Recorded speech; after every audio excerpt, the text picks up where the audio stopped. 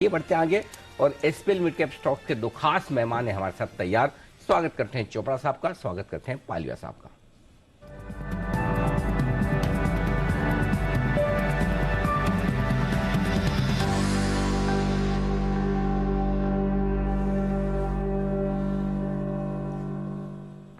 आप दोनों को सुप्रभात और दुर्गाष्टमी की बहुत बहुत शुभकामनाएं। पालिया साहब, शुरुआत आपके साथ करेंगे।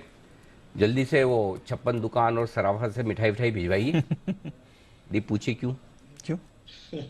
पालिया साहब के शहर को लगातार छठे साल सबसे खूबसूरत शहर का क्लीनेस्ट सिटी इंदौर है।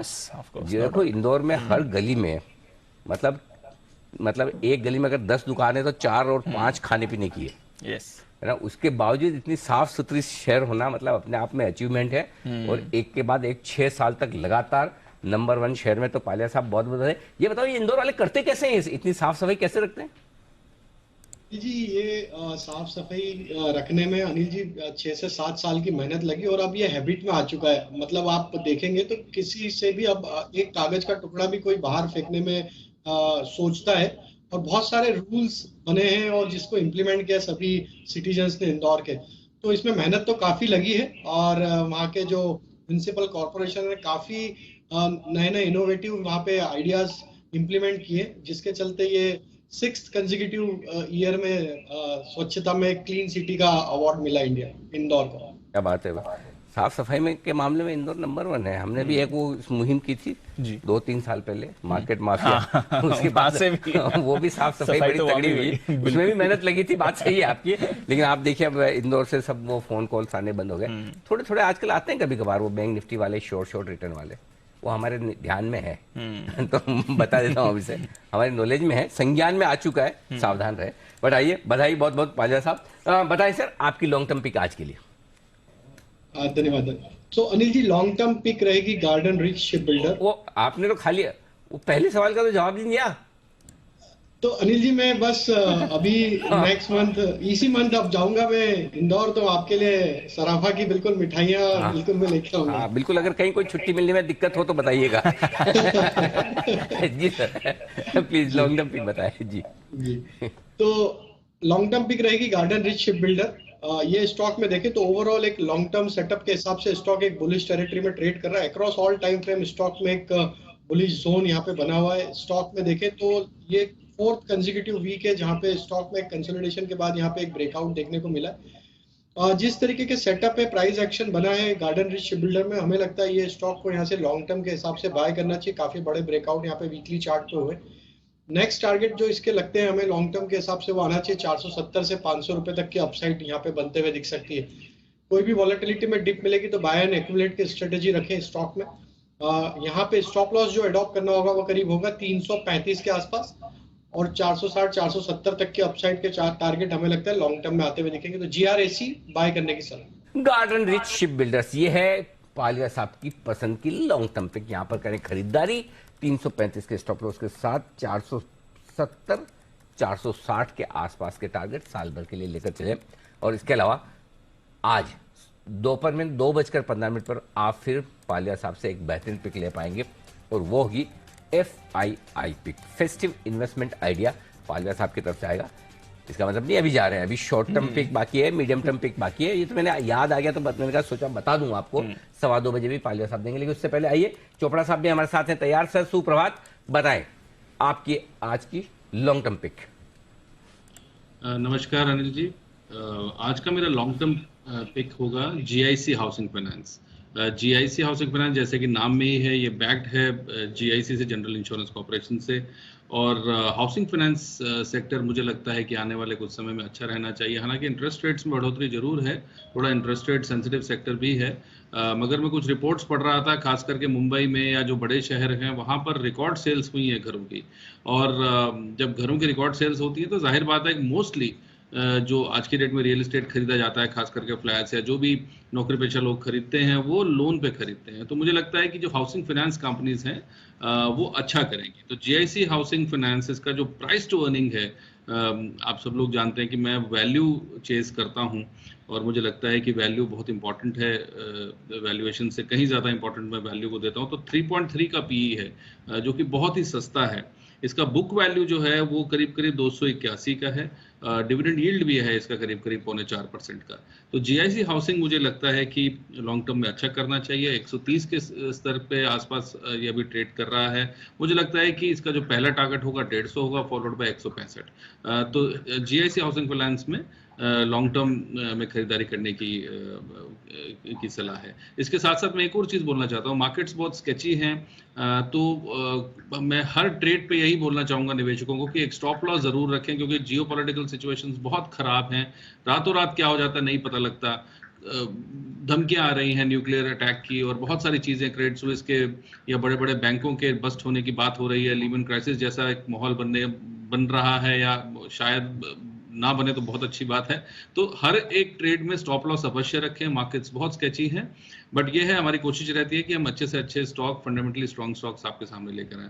तो जीआईसी हाउसिंग में खरीदारी की सलाह है। इसका एक स्टॉप लॉस भी देना चाहूंगा मैं 115 रुपए का, और 150 और 165 के टारगेट के लिए इसको खरीद सकते हैं। 150 और 165 के टारगेट के लिए यहां पर आपको ऊपर की तरफ एक्शन दिखेगा। आइए बढ़ते हैं आगे, और वक्त है न्यूज पर व्यूज सेगमेंट का। आज हम मुलाकात करने जा रहे हैं फैक्ट इस कंपनी से, और वजह यह है कि भाई गैस के दाम जो बड़े तेजी से बढ़े हैं, क्या असर पड़ेगा फर्टिलाइजर सेक्टर पर। आइए करते हैं बातचीत।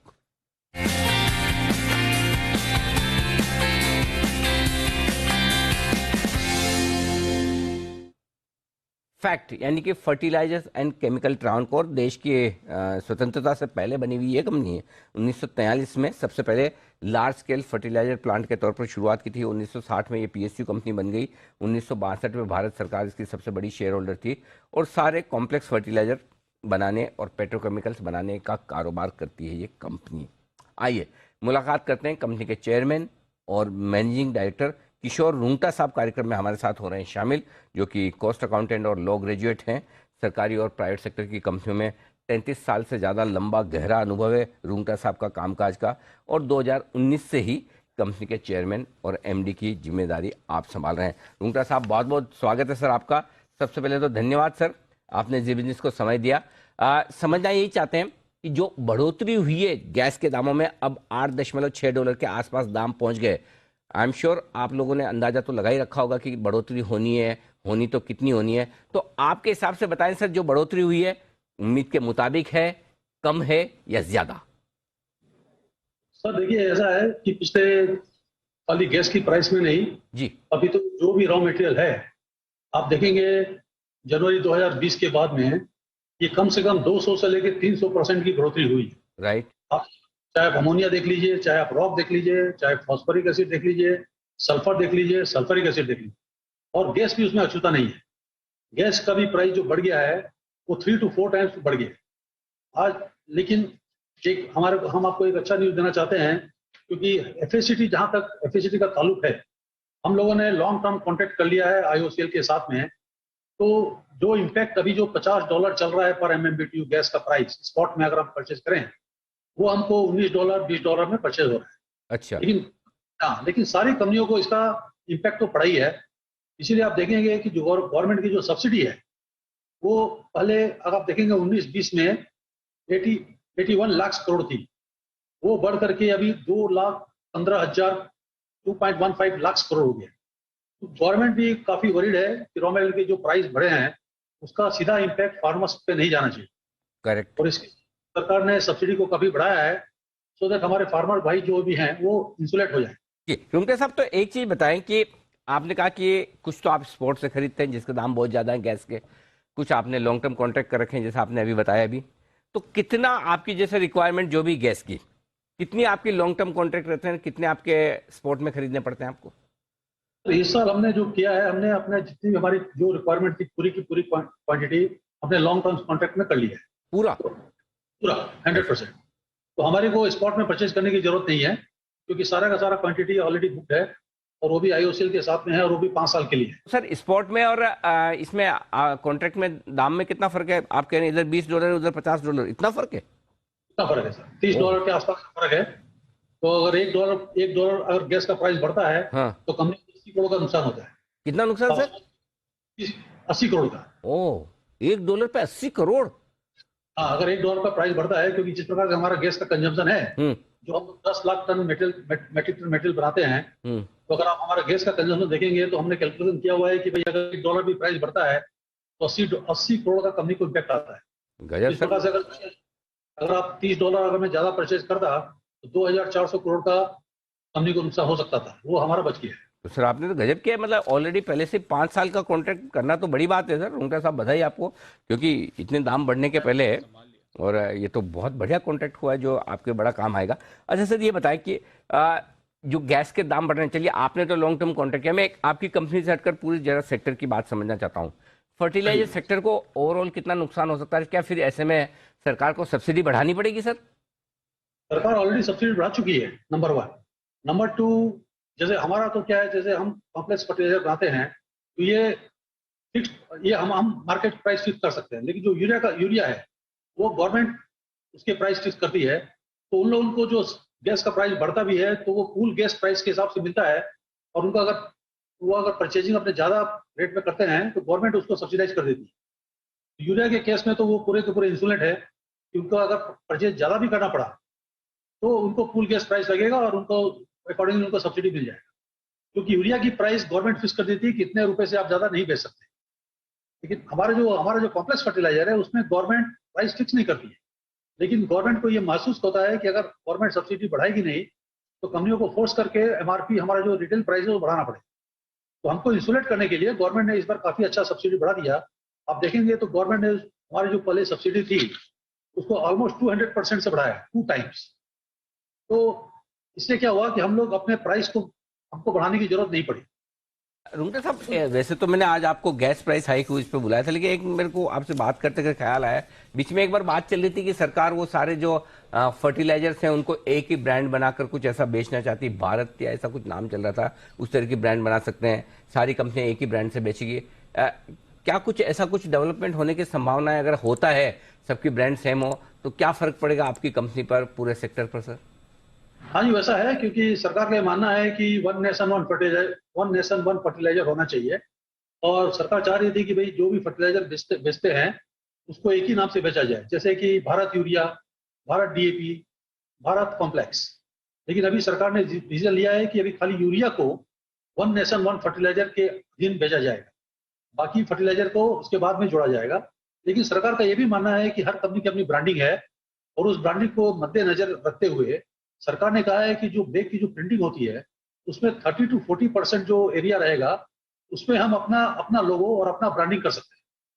लेकिन 75% और 70% जो एरिया है बैग्स का, उसमें हमको भारत एक वन नेशन वन फर्टिलाइजर का लोगो लगाना है।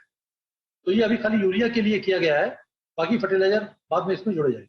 परफेक्ट, ठीक बात है सर। बहुत बहुत धन्यवाद रुंगटा साहब समय देने के लिए और पूरे विस्तार से सेक्टर और कंपनी के बारे में इस नेचुरल गैस के बढ़े दामों का असर बताने के लिए। लेकिन अच्छी बात यह है, फैक्ट सुरक्षित है इस दामों से, क्योंकि 5 साल के लिए ऑलरेडी आईओसी से फैक्ट ने गैस के लिए करार कर लिया, तो उनकी तो सप्लाई आराम से आ जाएगी। बहुत बड़ी बात है, तो ये इनके लिए बढ़िया फायदे की बात। आइए, बाजार कमजोर है, 125 अंक नीचे आपको दिखेगा निफ्टी, और बैंक निफ्टी भी लगभग 400 अंक नीचे, दिन के निचले स्तरों के आसपास ट्रेड करते हुए दिख रहे हैं बाजार इस वक्त। आइए 10 की कमाई के लिए तैयार है हमारे एक्सपर्ट्स, और एक बार जरा कुणाल जी और राकेश जी से पूछा जाए उनकी पसंद का शेयर बताएं सर।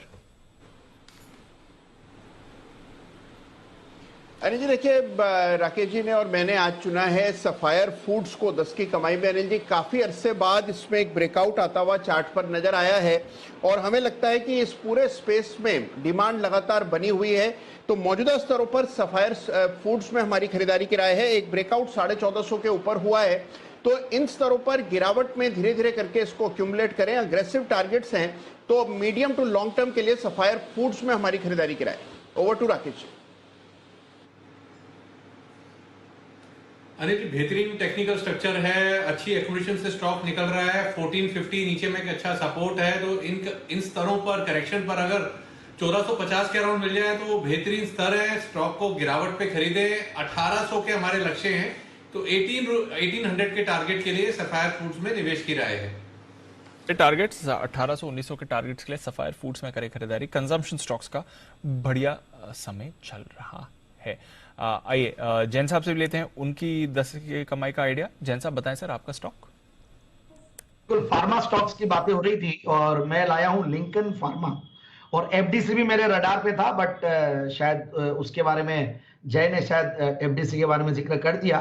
अब मैं लिंकन फार्मा लाने के देखिए रीजंस है। एक तो ये अंडर परफॉर्मर है, पूरा सेक्टर ही इनफैक्ट अंडर परफॉर्मर है, और इसका भी कोई चार्ट अनोखा नहीं है, सिमिलर चार्ट है और बहुत करेक्ट हो चुका, तो इसलिए अब डाउन साइड रिस्क भी बहुत ज्यादा लगती नहीं है। और ये स्टॉक को मैंने जेम्स में भी दिया हुआ है पहले। और अब मैं बात करूं तो एक जीरो डेट कंपनी है, कई फार्मा कंपनी से जीरो डेट, वैसे भी कोई बड़ी बात नहीं है। बट दूसरी बात जो है, पी मल्टीपल बहुत सस्ता है, 8.5 के पी मल्टीपल पे, रिटर्न ऑन कैपिटल एम्प्लॉयड 24% और price to book value multiple is 1.3। तो मैं यही कहना चाह रहा हूं कि अच्छी वैल्यू पिक है, और इस समय ऐसे फार्मा स्टॉक्स डिफेंसिव स्टॉक्स की तरह काम आएंगे, और अगर ये स्टॉक लेते हैं तो बहुत बढ़िया है। और प्रोमोटर्स की होल्डिंग बढ़ रही है, हालांकि प्रोमोटर्स की होल्डिंग काफी बहुत ज्यादा भी नहीं है, बट क्लोजर टू 50% के आसपास आ रही, 45 के लगभग है। और सितंबर का क्वार्टर जनरली अच्छा रहता है, मैंने पास 2-3 सितंबर को देखे, और नेक्स्ट जेन भी आ गया बिजनेस में, और दूसरा कुछ रिनाउंड इन्वेस्टर्स भी इन्वेस्टेड है। और ये कंपनी का बैकग्राउंड अगर दूं तो 15 करीब थेरापेटिक सेगमेंट्स में कंपनी काम करती है, और स्ट्रेटेजिकली कंपनी, मैंने एक अभी स्टॉक दिया था कैंपलिन पॉइंट भी, तो ये भी लैटिन मतलब लैटिन अमेरिका और अफ्रीकन मार्केट जो कि सेमी रेगुलेटेड मार्केट्स है, वहां पे काफी काम करती है। वैसे लिंकन भी वैसी एक स्ट्रैटेजी पे काम करती है, और करीब 1700 प्रोडक्ट रजिस्ट्रेशंस कंपनी के पास है और 700 करीब पाइपलाइन में है। तो इस तरीके का एक बेहतरीन स्टॉक में सामने लाया हूं आपके 10 की कमाई के तौर पे, और टारगेट जो है 340-50 का लगाए। 350 के टारगेट के लिए यहां पर आपको लिंकन फार्मा पर करना है भरोसा 10 की कमाई के लिए। आज से एसपीएल मिड कैप स्टॉक्स के कुछ और स्टॉक्स तैयार आपके लिए। पोजिशनल पिक चोपड़ा साहब बनाएं सर। पोजिशनल पिक है वो है बीबीटीसी, और ये बेसिकली ब्रिटानिया की होल्डिंग कंपनी है। वाडियाज इसके ओनर्स हैं, करीब करीब 66% होल्ड करते हैं वाडिया और वाडिया फैमिली। बहुत स्ट्रॉन्ग पेरेंटेज है, पुरानी कंपनी है, और इसका 100 साल से ज़्यादा का हिस्ट्री है। करीब करीब 918 के लगभग अब ये ट्रेड कर रहा है। इसका जो प्राइस टू अर्निंग है अभी भी 12 का है, और रिटर्न ऑन कैपिटल एम्प्लॉयड जो है वो 18 का है। बुक वैल्यू 788 का, यानी कि सस्ता मिल रहा है एज कम्पेयर टू जहाँ पे वैल्यूएशंस बहुत हाई होती हैं। तो ऐसा नहीं है कि बहुत वैल्यूएशंस हाई हैं। अभी अटकलें लगाई जा रही हैं कि गो एयर का आईपीओ लाया जाएगा, और ये खबरों में है। अब ये समय का नहीं मालूम है, मगर ये ज़रूर है कि गो एयर का आईपीओ भी आना है, तो वहाँ पर वैल्यू अनलॉकिंग भी होनी चाहिए। और मेरा ये मानना है कि जिस तरीके से ब्रिटानिया ने परफॉर्म किया, और जो एफएमसीजी का दिग्गज है, बीबीटीसी में भी एक अच्छी तेज़ी बननी चाहिए। और जो भी लॉन्ग टर्म प्लेयर्स हैं या जो मीडियम टू लॉन्ग टर्म खरीदारी करके चलना चाहते हैं, बहुत स्ट्रॉन्ग कंपनी है, तो इसमें खरीदारी करिए। 1050 का टारगेट के लिए इसको खरीदा जा सकता है बॉम्बे वर्मा को। और मुझे लगता है कि यदि कोई 6 महीने से 8 महीने तक इसको होल्ड करे तो इसमें अच्छा मुनाफा मिल सकता है। BTC Bombay Burma trading corporation, ये है होल्डिंग कंपनी बॉम्बे डाइंग की, ब्रिटानिया की, इस ग्रुप की, वाडिया ग्रुप की, सारी कंपनी की। यहां पर खरीदारी करने की राय 1050 का टारगेट चोपड़ा साहब की तरफ से। आइए बढ़ते आगे, एक और न्यूज पर यूज का वक्त है, उसके बाद पालिया साहब आपको शॉर्ट टर्म पिक भी, पोजिशनल पिक भी देंगे। 10 की कमाई का स्टॉक आपको मिलने वाला है हिमांशु जी की तरफ से भी। लेकिन आज फिर से हमारे साथ नवरात्रि स्पेशल में न्यूज पर यूज में जुड़ रही हैं टॉप मैनेजमेंट कृष्णा डायग्नोस्टिक्स से।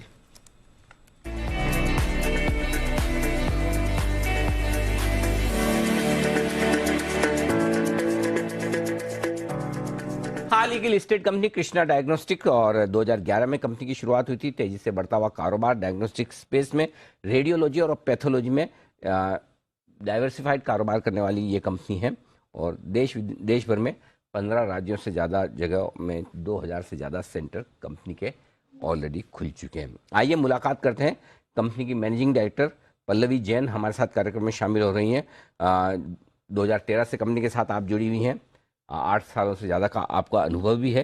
कंपनी की ग्रोथ और कैपेसिटी एक्सपांशन में बड़ा योगदान है पल्लवी जी का। पल्लवी जी, बहुत बहुत स्वागत है, धन्यवाद।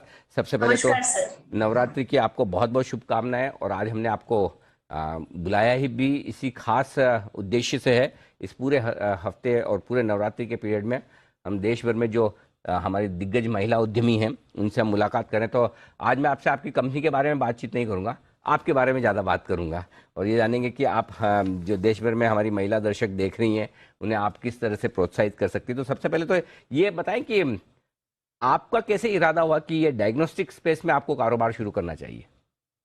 नमस्कार अनिल नमस्कार जी, जी। और सभी को नवरात्रि की बहुत बहुत शुभकामनाएं। जी। एक्चुअली मेरा स्टोरी है वो थोड़ा सा अजीब है। आई कम फ्रॉम अ बहुत ही ग्लैमरस इंडस्ट्री में पहले में थी। हाँ। इवेंट मैनेजमेंट की मेरी अपनी एक अलग कंपनी थी जहां मैं बहुत अच्छा कर रही थी। हम्म। 2010 में मैंने अपने निजी जीवन में कुछ यू टर्न लिया था। और उसी दौरान मुझे कुछ अलग करने की बहुत चाह थी और मेरी मुलाकात 2009 के अंत में मिस्टर राजेंद्र जी मुठा से हुई थी। और जब हमने बातचीत की थी तब हमारे बहुत सारे जो विचार है वो मिलजुल रहे थे कि हमें समाज के लिए कुछ अलग करना था। समाज के लिए हम जो एक हमारा दायित्व है उस रूप में हमें कुछ अलग करना था। और हेल्थ केयर एक ऐसी सेक्टर है जहाँ पे हम समाज के साथ और लोगों के साथ डायरेक्टली जुड़ सकते हैं जब डायग्नोस्टिक की बात आती है।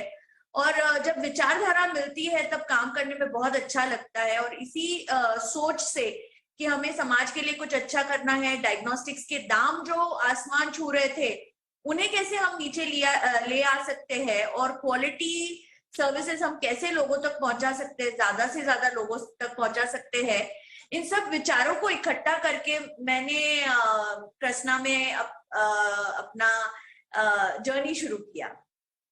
इंटरेस्टिंग है। बात तो सही है कि इवेंट मैनेजमेंट जैसा बड़ा एक्साइटिंग नए ज़माने का ग्लैमरस बिजनेस, उससे ये बड़ा थोड़ा सा बोरिंग काइंड ऑफ होता है। तो आप डे टू डे एक्टिविटी में यही वही सारे स्टोर्स, वही टेस्टिंग, वही सारे रिपोर्ट्स, ऐसे बोर नहीं होती?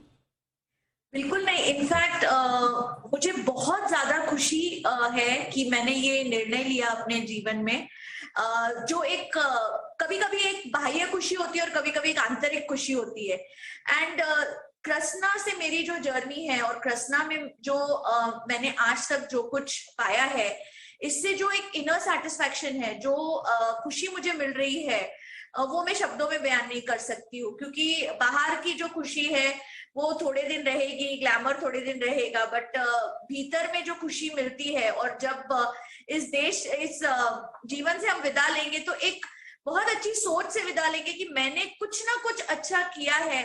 और रिपोर्ट्स टेस्टिंग से ज्यादा अनिल जी मैं कहूंगी कि जब बहुत छोटे छोटे प्रदेश है जहाँ पे ये सेवाएं उपलब्ध नहीं थी और जब हमने ये सेवाएं शुरू की, जो खुशी लोगों के चेहरे पे है, या बहुत बार जब मैं सेंटर्स विजिट करती हूँ तो बहुत सारे जो बुजुर्ग लोग हैं वो आकर जब मेरे सर पर हाथ रखते हैं, जो मुझे आशीर्वाद देते हैं, तो वो मेरी बहुत ही बड़ी पूंजी मैं मानती हूँ कि ये इन्हीं आशीर्वादों के बदौलत हम आगे बढ़ पा रहे हैं।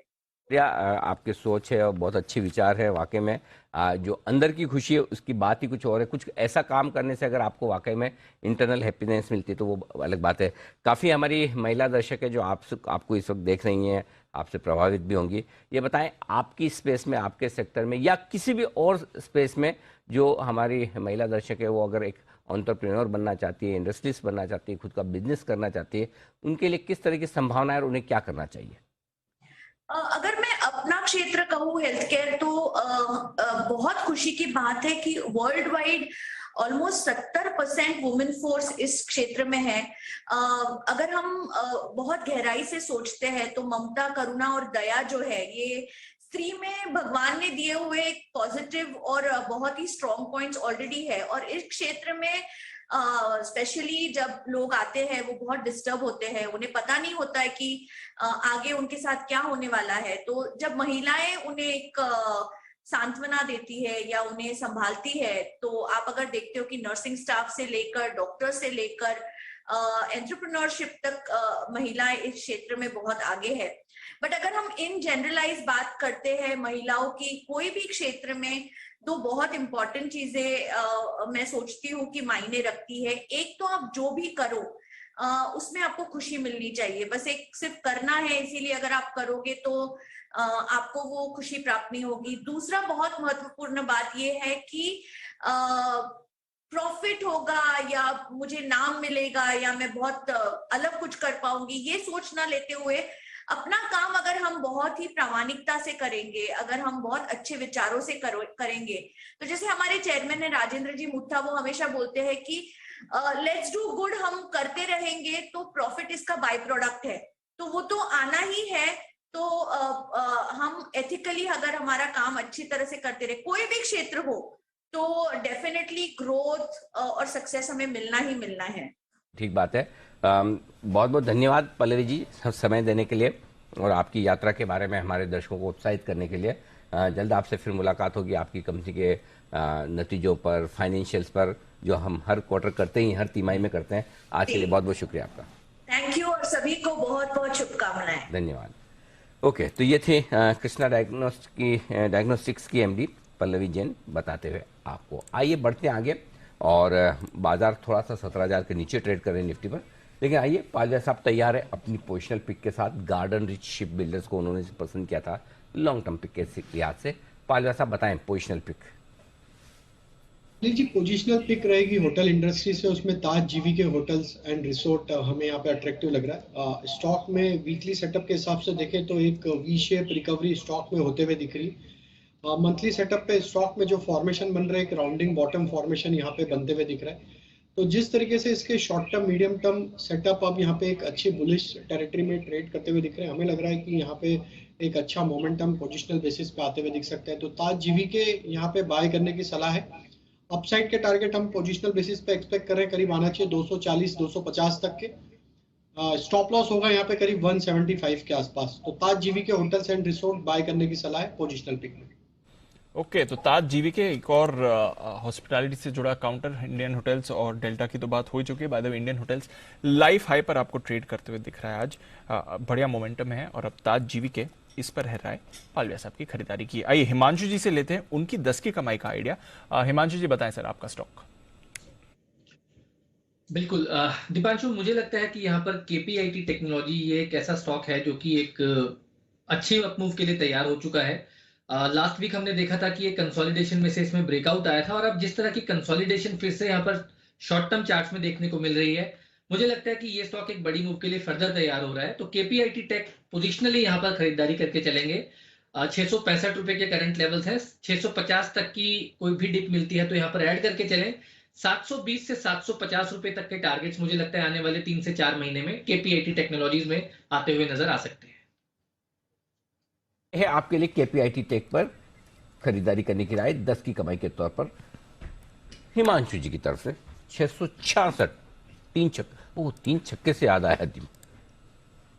हाँ, और कल के मैच में ऐसा कल के मैच में एक जरा हमारे साथ एक बुलाए, किस को ऐसा लगा, किस को कि जो फील्डर मैदान में है वो दर्शक है और दर्शक की छक्कों में ज्यादा फील्डिंग कर रहे हैं। उन्हीं का काम था। किसी ने आप लोगों ने देखा कि सब गरबा और डांडिया में बिजी थे। जय को तो छोड़ सकते हैं, जय को तो छूट है इस बात की, चलिए। बाकी किसने मैच कल किसने देखा? जबरदस्त। हे भगवान, क्रिकेट का इतना ओवरडोज हो रहा है। वो डांडिया में ही सब नहीं, एक्चुअली ओवरडोज हो रहा है थोड़ा। बहुत ज्यादा मैच होने लगे तो लोगों का वो चार्म खत्म हो गया धीरे धीरे। और वर्ल्ड कप भी आ रहा है। पिछली बार आपने कहा इंडिया पाकिस्तान वाले में जो धीरे धीरे वो क्रेजी खत्म हो गया। हाँ, वैसा नहीं है, थोड़ा कम करो भाई। हाँ, या तो इंडिया की 3-4 टीम बनानी चाहिए इंटरनेशनली। अभी छोटा सा देश है श्रीलंका, इतना सा जिम्बाब्वे, उनकी भी एक टीम, और हमारा इतना लंबा चौड़ा 130 करोड़ में भी एक टीम। सर हार गए थे उनके खिलाफ। अच्छा हो, सॉरी, एक भी काफी है, छोटा सा ब्रेक, चल लौटेंगे।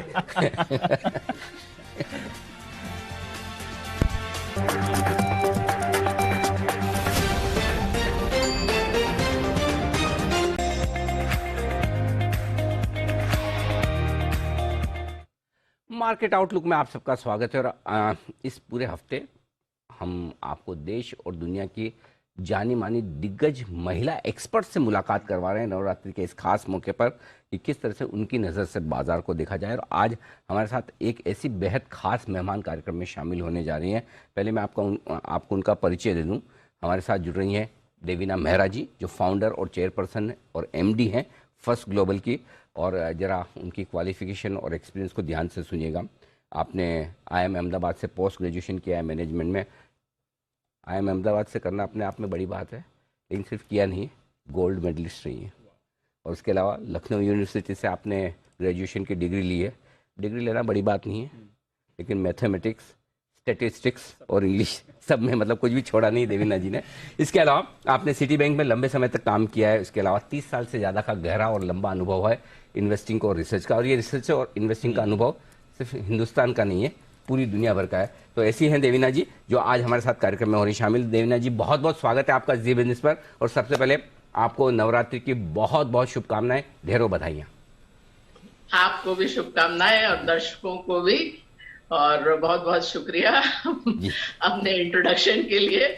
नहीं, बहुत लंबे समय बाद आपसे मुलाकात हो रही है, तो मैंने कहा कि दर्शकों को काफी दर्शक तो वैसे जानते हैं, लेकिन क्या हुआ कि ये पिछले साल 2 साल में पैंडेमिक के दौरान और उसके बाद जो हिंदुस्तान में नए दर्शकों की संख्या बढ़ी है तेजी से, नए निवेशकों की संख्या बढ़ी, तो उन्हें भी जानना चाहिए कि देवीना जी क्या काबिलियत रखती है। और वैसे हिंदुस्तान के बाजारों पर तो आपकी गहरी पकड़ है, मैं वहां पर भी आऊंगा, लेकिन शुरुआत में ना ग्लोबल मार्केट से करना चाहता हूं, क्योंकि दुनिया भर के बाजारों को भी आप बहुत नजदीकी से देखती हैं। जैसा कि आपकी फर्म का नाम भी फर्स्ट ग्लोबल है, मेरे ख्याल से हिंदुस्तान की पहली देशी कंपनी ये थी जिन्होंने पूरे ग्लोबल मार्केट्स को ग्लोबली ट्रैक करना शुरू किया। तो जरा एक बार अंदाजा दें, जो लोग थोड़े डर रहे हैं देवीना जी कि 2008 वाला मामला है दुनिया भर का, 2020 वाला मामला है, क्या वाकई में 2022 भी ग्लोबल मार्केट्स के लिए इतना बुरा है, हो सकता है?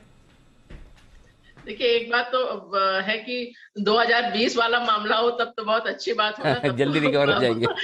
फॉल के बाद एकदम से उछाल भी उतनी ही जल्दी आया था। मुझे याद है हम लोगों ने मार्च 2 को ट्वीट किया था, मार्च 2 2020 को मैंने ट्वीट किया था कि अभी मार्केट्स बहुत खराब लगता है, मतलब कुछ अनप्रेसिडेंटेड हो रहा है जो पहले कभी नहीं देखा गया जी। और उतनी ही जल्दी मार्च 23 को ये भी बोला था कि अब बाजार में वापस जाने का समय है, जो कि हम लोगों ने अपने फंड्स में किया, इंडिया का भी और ग्लोबल में भी। तो इतनी जल्दी तो टर्न अराउंड शायद ही कभी किसी मार्केट में आया हो। तो इस बार तो खैर लंबा चला है। अब आप देखिए तो अभी पूरा ग्लोबल इंडेक्सेस जो है वो लगभग 9 महीने में 20% से ज्यादा नीचे हैं। पॉजिटिव टेरिटरी में 2-4 मार्केट हैं, और टर्की, यूएई, 1-2 जो कमोडिटी वाली मार्केट जैसे चिली और इंडोनेशिया, मुश्किल से 4-5 मार्केट पॉजिटिव टेरिटरी में है। तो पर आप अगर एवरेजेस से देखें तो जब मार्केट्स इतना खराब होती है इतने महीनों में, तो ज्यादातर उसके बाद का जो आखिरी तिमाही होती है उसमें आपको पॉजिटिव रिटर्न मिलता है जी, मतलब एवरेज के हिसाब से, पर हर बार एवरेज तो नहीं चलता है। इस बार जो ग्लोबल बाजारों में जो मंदी आई है, थोड़ा हम लोग ने जितना सोचा था उससे थोड़ा ज्यादा ही आई है। तो ग्लोबल जैसे अगर आप अमेरिका जो सबसे ज्यादा लोग ट्रैक करते हैं, वहां पर नॉन टेक इतना बुरा नहीं लग रहा है। टेक अभी भी थोड़ा सा कॉशियस रहने वाली बात है। भारत का जहां तक सवाल है, मैं ये मतलब रिलेटिव टू सारा ग्लोबल के बारे में बोल रही हूँ। मैंने साल के शुरू में, पिछले साल के अंत से मैं ये कह रही थी कि इस साल भारत आउट परफॉर्मर रहेगा, जो कि रहा है। इस बार अभी तक 42 इंडेक्स को अगर आप देखें तो नंबर 8 पे है। और इसका कारण ये था कि बहुत लंबा समय था जब इंडिया अंडर परफॉर्मर रहा था। तो 2021 पहला ऐसा साल था जब बहुत समय के बाद भारत आई थिंक टॉप 10 में आया था। उसके पहले आप नंबर 25, 24, 21 ऐसा घूम रहे थे। तो वो मुझे बहुत क्लियर था कि इस साल आउट परफॉर्मेंस का साल है भारत के लिए, और वो अभी भी वो कॉल वैसा ही है। मतलब अगर मैं अपनी मैक्रो कॉल्स देखूं, आप बोल रहे हैं ना, जैसे आपके चैनल पे तो कुछ समय बाद आ रही हूँ, पर जैसे मैंने पिछले साल के अंत में ही कहा था कि इस साल रुपया जरूर नीचे गिरेगा डॉलर के बनस्पत, वो हुआ। ये दूसरी चीज थी कि भारत आउट परफॉर्मर रहेगा। जिस दिन वो रशिया यूक्रेन वॉर हुआ था, उस दिन मैंने आर्टिकल भी लिखा, वीडियो भी डाला कि ये चीज जो डायरेक्ट इम्पैक्ट है कमोडिटीज का, वो तो रहेगा, लेकिन ओवरऑल आप कहेंगे बाजार पे, तो ये आपको 6 महीने बाद बाजार में इसका कोई असर नजर नहीं आएगा। जो कमोडिटी के थ्रू आ रहा है वो अलग चीज है। और मैंने जून में ये भी बोला था कि अब बाजार में से बाहर रहने में ज्यादा रिस्क है बजाय कि बाजार में रहने का। उस दिन का मैंने इंडेक्स अभी चेक किया था, तो उस दिन इंडेक्स था 15,293, so almost it was the bottom, और अगले 2 महीने में 18% रिटर्न आया। बट वही होता है कि आप बोल भी दें लोगों को, जब सेंटिमेंट खराब होता है, ये भी एक मतलब एकेडमिक स्टडी से आप देखें कि जब सेंटिमेंट खराब होता है उससे अगला जो पीरियड होता है उसमें रिटर्न ज्यादा आता है, और जब सेंटिमेंट बहुत अच्छा होता है उससे अगले पीरियड में रिटर्न कम आता है। और ये स्टडी मतलब खाली यूएस ही नहीं, बहुत सारी मार्केट्स में हुई है, ब्राजील, पोर्चुगल, ये वो सब में वही बात है कि जब सब निराश होते हैं कि अब कुछ नहीं होने वाला, तभी रिटर्न आता है। ठीक बात है, बिल्कुल। और अभी भी माहौल वैसा ही है, ये ग्लोबल देखते हैं तो डर लगता है। हाँ, ग्लोबल देखते हैं तो डर लगता है, और हमारी अपनी इकोनॉमी, हमारी कंपनियां देखते हैं, हमारे बाजार देखते हैं तो मजबूती आती है। अच्छी बात आपने जो कही, 3-4 महीने की बात है, 3-4 महीने में ग्लोबल सिचुएशन भी थोड़ी बेहतर होने लगेगी, या खराब होना तो कम से कम बंद हो जाएगी। लेकिन आपने एक सेक्टर का जिक्र किया अपनी बात में, और आईटी सेक्टर का वेटेज भी काफ़ी ज़्यादा है हमारे बाजार में। निफ्टी सेंसेक्स में भी परफॉर्म कर नहीं पा रहा है, लोग थोड़े परेशान भी है कि हो क्या रहा है। तो क्या वजह है कि आपको अब भी आईटी सेक्टर उतना अच्छा दिख नहीं रहा? नहीं, अपना आईटी सेक्टर बुरा नहीं लग रहा, मैं ये बोल रही हूँ यूएस का जो टेक है वो कॉम्पोजिशन हमारे जो हम लोग बोलते हैं टेक्नोलॉजी, और वहां जो टेक्नोलॉजी है वो अलग चीज है। हम अपने यहाँ तो आईटी सर्विसेज कंपनी है, और वो भी आप बाजार में जो उनके कंपटीशन है उससे एक तरह से सस्ता ऑल्टरनेटिव है, तो वो उनका डायनामिक्स एकदम अलग है। तो अगर आप हमारे आईटी सेक्टर के हिसाब से देखें तो पॉजिटिव तो ये रहता है कि उसमें प्रेडिक्टेबिलिटी काफी रहती है। दूसरा, ये जो रुपया गिरा है उससे भी उनको फायदा होता है। नेगेटिव 2 है, एक तो यूरोप का जो एक्सपोजर है उसमें कितना उनको मतलब यूरो नीचे गया है, जो कुछ भी यूरो में बिलिंग होगी उसमें आपको थोड़ा सा नेगेटिव इम्पैक्ट आएगा। और दूसरा चीज जो पिछले कुछ समय से चल रहा था कि एम्प्लॉय कॉस्ट पे की वहां पर मार्जिन प्रेशर आ रहा था, पर वो तो मेरे हिसाब से थोड़ा कम होगा, क्योंकि अब वो जो स्टार्टअप इतना ज्यादा हायरिंग कर रहे थे वो अब कम होगा, क्योंकि स्टार्टअप्स को पैसा उतना नहीं मिल रहा है। तो इंडियन आईटी पे मैं नेगेटिव नहीं हूँ। हमारे जो पीएमएस स्कीम में थोड़ा ओवरवेट ही होगा आईटी, बहुत ज्यादा नहीं पर थोड़ा ओवरवेट साइड पे ही होगा। अच्छा, अच्छी बात आपने बताई कि इंडिया पर बुलिश है, इंडियन आईटी कंपनियां भी ठीक हैं, यहाँ दिक्कत नहीं है। और कहाँ कहाँ आप पॉजिटिव हैं, बुलिश हैं, आपको इन्वेस्टमेंट के मौके दिखते हैं? एक सेक्टर जिसमें हम लोग काफी ओवरवेट रहे हैं लगभग साल भर से, वो है capital goods and industrial machinery. तो उस सेक्टर में हम लोग को रिटर्न्स भी काफी अच्छे मिले हैं, क्योंकि ये सेक्टर 2009 से लेके 2020 तक एकदम ही खराब परफॉर्मेंस वाला सेक्टर था। उसका CAGR कुछ 2.5% था, जबकि निफ्टी का 9.5% था, मतलब इतना गैप था। तो वो सेक्टर हम लोग वॉच कर रहे थे कि टर्न अराउंड होगा। पिछले साल अक्टूबर से हम लोगों ने उसमें निवेश किया, उसमें अच्छे रिटर्न्स आए। उसमें अभी भी हम लोग ओवरवेट हैं। आईटी में जैसे मैंने कहा स्लाइटली ओवरवेट होंगे। कुछ चुनिंदा शेयर्स हम लोगों ने टेक्सटाइल और केमिकल्स में भी लिए हुए हैं। जो नए सेक्टर रिलेटिवली स्पीकिंग ऐड किए पिछले कुछ महीनों में, उसमें auto, 4 wheelers, auto components, 1-2 FMCG stocks वो होंगे मतलब। और बैंक्स में भी थोड़ा वेटेज बढ़ाया है। तो बैंक्स में लेकिन ओवरवेट होना मेरे लिए टेम्परामेंटली थोड़ा मुश्किल है, क्योंकि वो बिजनेस ही मुझे हमेशा रिस्की लगता है। पर पहले तो जैसे पिछले साल हम लोग का वेट लगभग बहुत ही कम था बैंक्स और फाइनेंशियल्स में, तो अब वहां से काफी बढ़ा है।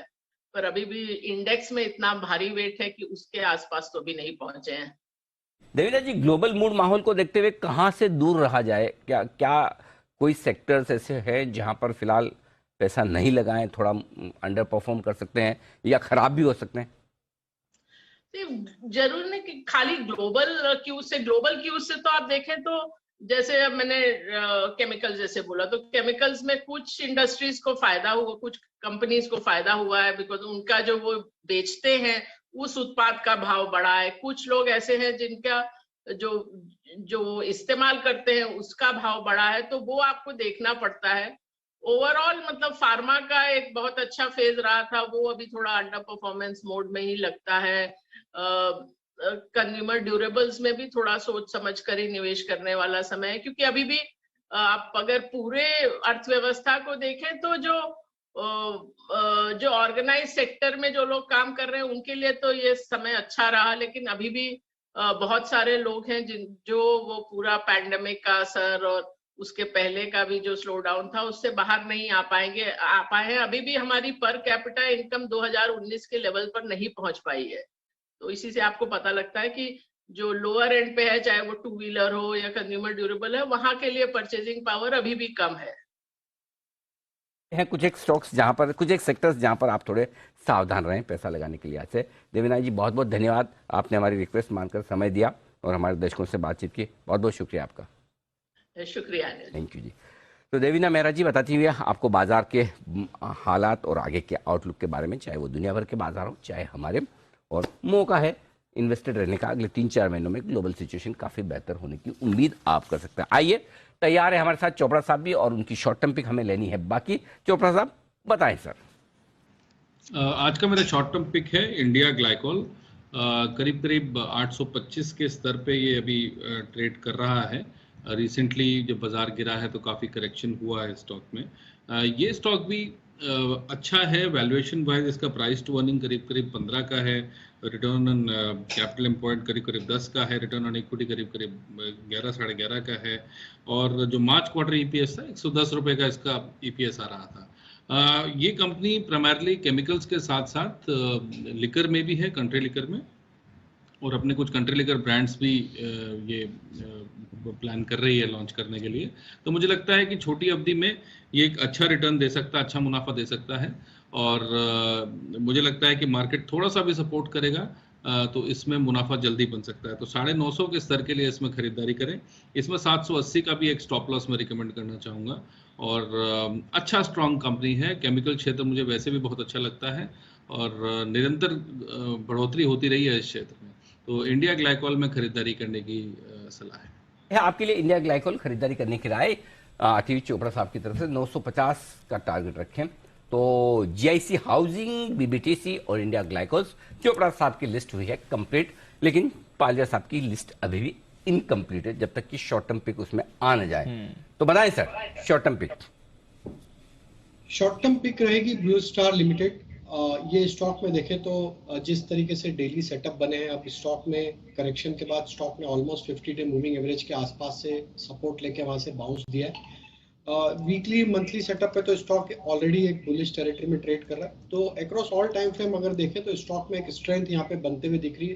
ब्लू स्टार लिमिटेड में हमें लगता है यहाँ पे शॉर्ट टर्म के टारगेट आते हुए दिख सकते हैं, करीब 1230 से लेके 1250 तक के। स्टॉप लॉस रखेंगे हम करंट लेवल से 1085 के आसपास। तो ब्लू स्टार लिमिटेड बाय करने की सलाह रहेगी शॉर्ट टर्म पिक में।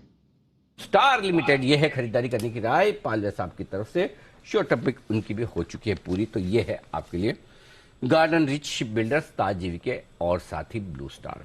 आइए बढ़ते हैं आगे, और अब आपको बता दें क्वार्टरली अपडेट, सितंबर का मंथली अपडेट भी।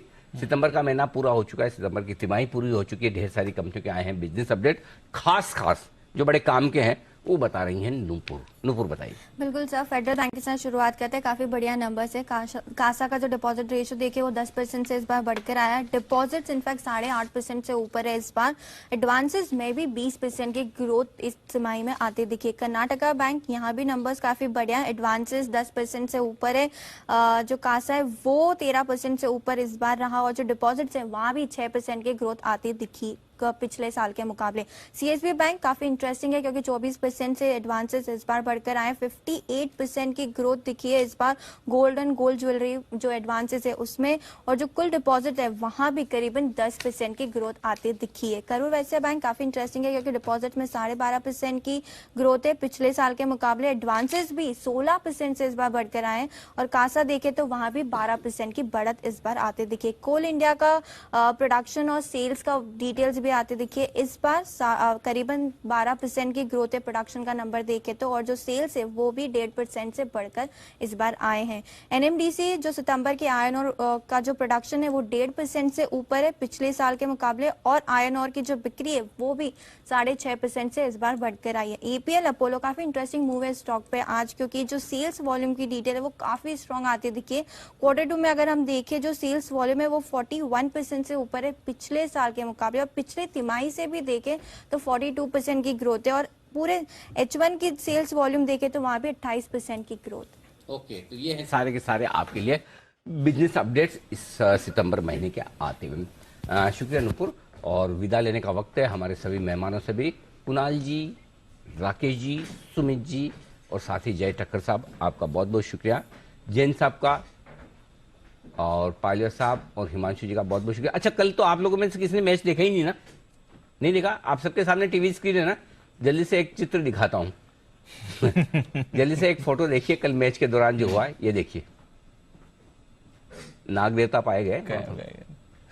बहुत देर, हाँ, 10-15 मिनट तक मैच, गुवाहाटी में मैच था ये। गुवाहाटी में जब इंडिया की बैटिंग चल रही थी तब। हाँ, तब हुआ था ऐसा। आई डोंट थिंक पहले कभी आपने, मेरी नॉलेज में तो नहीं हुआ। एक बार मुझे याद है, एक बार कुत्ता आ गया था। हाँ। Sorry, doggy sorry doggy. Oh my God, इतनी बड़ी गलती हो गई। डॉगी एक बार डॉगी आ गया था। तो कुत्ता वाकई में अच्छा अपमानजनक शब्द है मुझे तो नहीं ना। हाँ, बस फिर ठीक है, कोई प्रॉब्लम नहीं। तो कल सांप आ गया तो अच्छा हुआ, दिख गया। आजकल कैमरे इतने लगे हैं ना, 16 और 24 कैमरे से कवरेज होता है तो सब दिख ही जाता है। तो चलिए, अब आगे से जहां जहां भी मैचेस होंगे वहां पर 1-2 सांप पकड़ने वालों को भी एम्प्लॉयमेंट दिया जाएगा। नहीं यार, बिल्कुल। चलिए, आप सभी से लेके विदा, मुझे और दीप को इजाजत दीजिए। बस ये वाला शो यहीं समाप्त करते हैं। दोपहर में फिर से आप सबसे मुलाकात होगी और देश के प्रति सम्मान के साथ करेंगे हम शो का समापन। अपनी जगह पर आप सब लोग खड़े हो जाएं। जय हिंद।